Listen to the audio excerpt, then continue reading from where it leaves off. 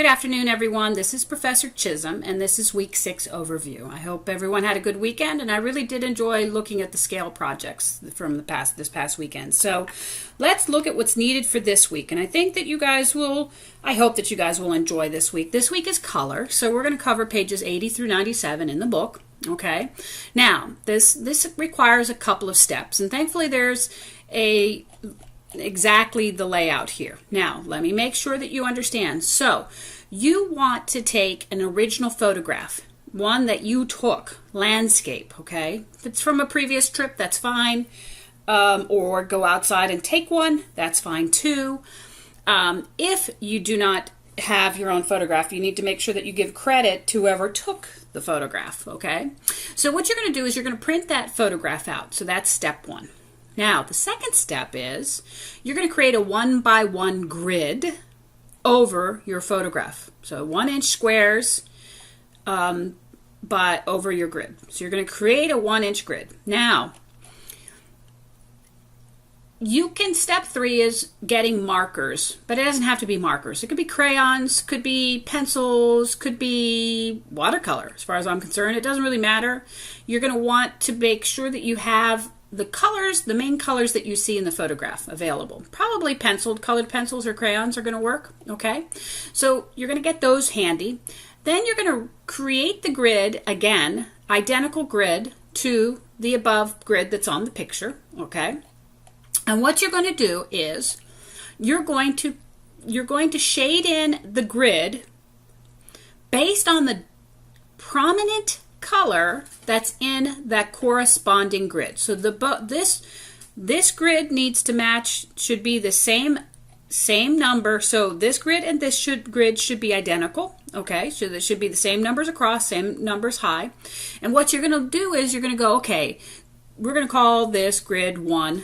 Okay, grid 1, 1, and that's row 2. So grid column 1, row 1, right? So what we're going to do is the prominent color in that square. Okay. And I would say it's a gray color. Okay. Yeah, there's white in there. There's blue in there. There's dark gray. But I think this shade of gray has the most, it fills most of that square. So what you're going to do is you're then going to go down here and you fill it in gray. So you're going to go and identify which color is the most in each square. Okay, so clearly this is this blue, clearly this is this blue, clearly this is this blue, clearly this is white, clearly this is white. Okay, now the sky and the clouds are going to get a little easier, but look at this square here. This square is, well, there's several shades of green, but it's going to be this darker green. So this is a darker green. I would still say it's more darker green here, but if you look at this grid, there's a little green in here, but again, it's probably going to be the gray. Okay, so you're going to identify what the prominent color is in each of the grid. All right, now all I want you to supply is the probably just so that we can see how it matches up.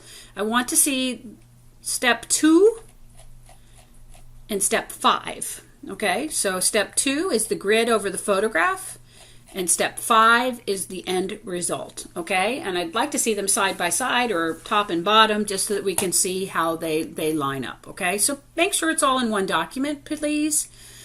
Save it as a PDF and post it. You can save as a PDF in a Word document, by the way. If you haven't tried it, just all you have to do is click on the file type at the very bottom. When you name it, then it says Microsoft Word dot. If you click on the downward arrow, it then shows you that you've got other ways to save it. Okay? All right.